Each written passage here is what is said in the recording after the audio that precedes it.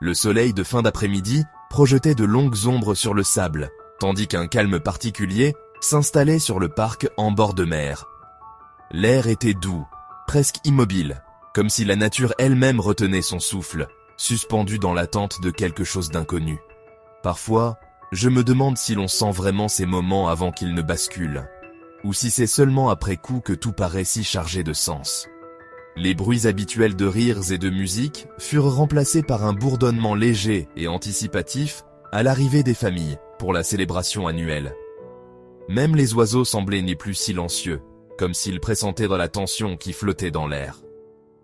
Sous la surface, une vigilance subtile persistait, un réflexe moderne dans un monde où les rassemblements publics semblent fragiles.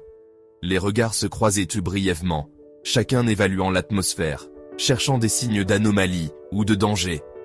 Mais il y a toujours ce doute. À quel moment sait-on vraiment qu'il se passe quelque chose d'inhabituel ? Le ciel se parait de rose et d'orange doux, mais la beauté était teintée d'un malaise. Les couleurs du crépuscule semblaient presque irréelles, accentuant le contraste entre la sérénité apparente et l'inquiétude latente.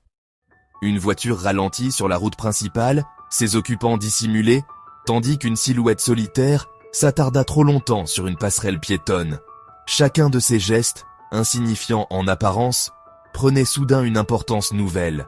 Ces détails fugaces, facilement ignorés, seraient plus tard examinés à la loupe pour des avertissements manqués. Les objets abandonnés, les traces de passage, tout deviendrait matière à enquête. Mais il y a toujours quelque chose qui échappe, un détail qui ne sera jamais retrouvé. La quiétude n'était pas la tranquillité, mais un ressort bandé. L'atmosphère était chargée, prête à se rompre au moindre incident. Les éléments ordinaires d'une soirée d'été étaient sur le point de devenir le décor d'une tragédie qui allait briser la paix de cette communauté, transformant à jamais la mémoire de ce lieu familier.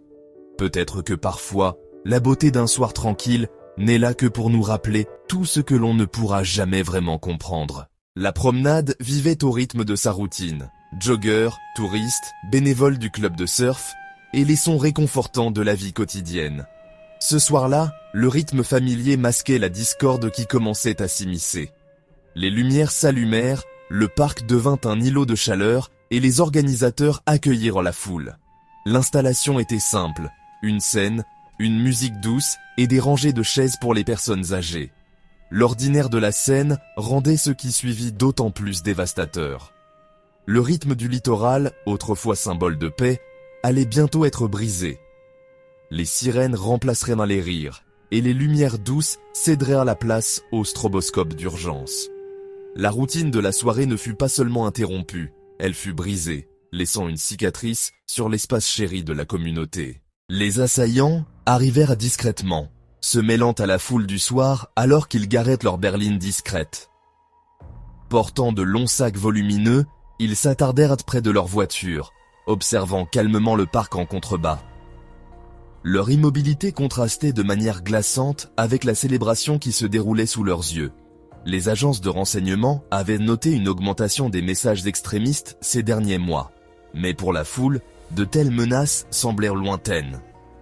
Les assaillants avaient des antécédents connus des autorités, mais chaque signe avant-coureur, voyages à l'étranger, achats légaux d'armes à feu, associations passées, fut écarté comme présentant un faible risque. Les pièces, vues séparément, n'ont jamais déclenché d'action décisive. Pour les personnes rassemblées, la menace était invisible. Ce n'est qu'après coup que la mosaïque des intentions deviendrait claire. La scène était prête pour le désastre, cachée à la vue de tous. La première fissure dans le calme fut une confrontation, pas un coup de feu. Ce fut un moment suspendu, où l'air semblait vibrer d'une tension invisible, comme si la nuit elle-même retenait son souffle. Deux participants, sentant que quelque chose n'allait pas, s'approchèrent des hommes alors qu'ils se dirigèrent vers le parc. Leurs pas hésitants trahissaient l'inquiétude, mais ils étaient déterminés à comprendre ce qui se tramait dans l'ombre. Une brève lutte s'ensuivit. Une arme tomba sur le pavé, son écho résonnant dans la nuit. Ce bruit métallique fut le signal d'un basculement irréversible. La bravoure du couple fut extraordinaire, mais elle ne fit qu'accélérer la violence. Leur intervention, bien qu'héroïque, ne fit qu'attiser la peur et la confusion. Un assaillant récupéra une autre arme et ouvrit le feu, les détonations sèches brisant le calme de la soirée. Les éclats de bruit déchirèrent la nuit, glaçant le sang de tous ceux qui se trouvaient à proximité. Au début, certains prirent les sons pour des feux d'artifice, jusqu'à ce que le couple s'effondre. L'illusion de fête s'évanouit brutalement, laissant place à l'horreur. La panique se propagea dans la foule, l'incrédulité cédant la place à la terreur. Les cris, d'abord étouffés, devinrent une clameur incontrôlable, chacun cherchant à fuir. Les assaillants, imperturbables, se dirigèrent vers la passerelle piétonne, leur objectif clair. Rien ne semblait pouvoir les arrêter, leur détermination glaçait le sang. La musique continua pendant quelques secondes surréalistes avant que la réalité ne s'impose. Les notes résonnaient dans le vide, indifférentes à la tragédie qui se déroulait. L'atmosphère tranquille se transforma en peur et en chaos. Les lieux familiers devinrent soudain méconnaissables, envahis par la panique. Les assaillants se déplacèrent maintenant avec une détermination effrayante, ne se fondant plus dans la masse. Ils étaient devenus le centre de toutes les attentions, porteurs d'une menace palpable. Le premier acte de violence n'était que le prélude. D'autres allaient en suivre, inévitables, comme une vague impossible à arrêter. La foule en contrebas était maintenant la cible. Chacun comprenait, dans un éclair de lucidité, que plus rien ne serait comme avant. La tragédie était pleinement engagée.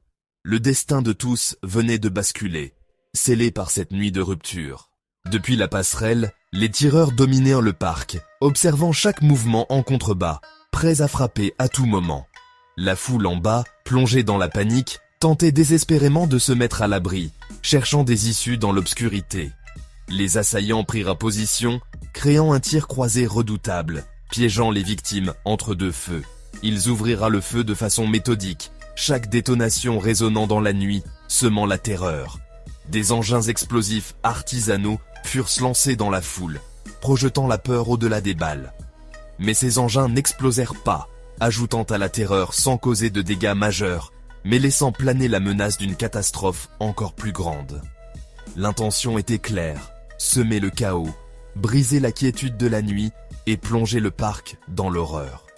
Les tireurs cherchaient à faire un maximum de victimes, sans distinction, frappant aveuglément.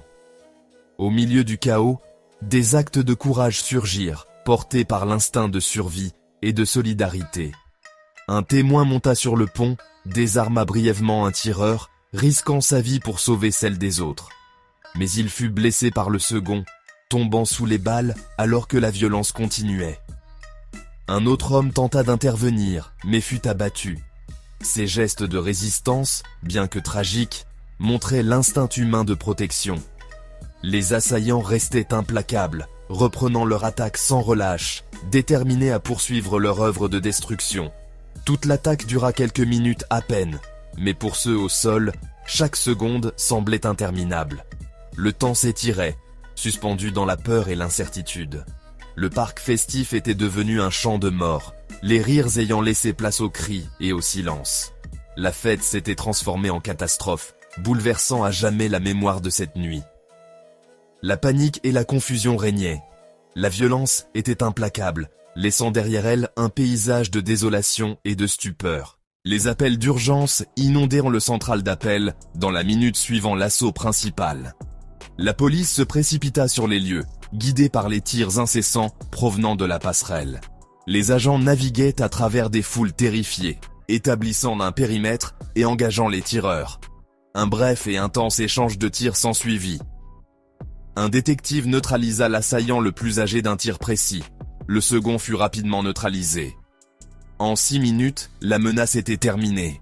Plus de 80 coups de feu avaient été tirés sur la foule. Le parc, autrefois un lieu de célébration, était maintenant une scène de dévastation. L'attention se porta sur le sauvetage des vies. La réponse rapide de la police avait évité une tragédie encore plus grande, mais le coût était déjà immense. Dès que les tirs cessèrent, les ambulanciers se précipitèrent pour trier les blessés. L'ampleur des victimes était écrasante, nécessitant des décisions en une fraction de seconde. Les sauveteurs côtiers bénévoles et les maîtres nageurs se joignirent à eux, utilisant des planches de surf comme brancards improvisés. Leur clubhouse devint un hôpital de campagne et un refuge pour des centaines de personnes. La police passa à une enquête massive sur la scène de crime, bouclant la zone. Les équipes médico-légales commencèrent à documenter les preuves tandis que les détectives identifièrent les victimes. Des professionnels de la santé hors service et des citoyens ordinaires offrirent aide et réconfort. Les actes instinctifs de compassion et de solidarité de la communauté commencèrent à reconstituer ce que la violence avait déchiré. Dans les jours qui suivirent, la nation fut sous le choc et le deuil. L'attaque fut déclarée acte terroriste, visant une communauté culturelle lors d'une célébration religieuse. L'enquête révéla les antécédents des assaillants et les défaillances des services de renseignement et du contrôle des armes à feu. Des vidéos montrèrent leur radicalisation et leur préméditation. La tragédie entraîna une action gouvernementale immédiate. Des lois sur les armes à feu plus strictes, un programme national de rachat et des réglementations plus sévères contre les discours de haine. Une commission fédérale fut créée pour examiner l'extrémisme et la cohésion sociale. L'attaque força une conversation nationale douloureuse sur la sécurité et les vulnérabilités au sein d'une société multiculturelle. Les cicatrices laissées par cet événement façonneront la politique et la mémoire pour les années à venir. Après coup, la recherche d'une cause simple s'avéra insaisissable. Une telle violence est rarement le résultat d'un seul échec, mais d'une convergence de signaux manqués et de risques sous-estimés. Les armes à feu légales, la radicalisation en ligne et les menaces mal évaluées ont toutes joué un rôle. Chaque élément semblait gérable isolément, mais ensemble, ils ont mené à la catastrophe. Il ne s'agit pas de blâmer, mais de réfléchir. Les signes avant-coureurs étaient visibles, masqués par une inattention collective. Le défi est de reconnaître et de traiter ces précurseurs avant qu'une tragédie ne frappe. La sécurité de la communauté est une responsabilité partagée, tissée de vigilance, de conscience et de bienveillance.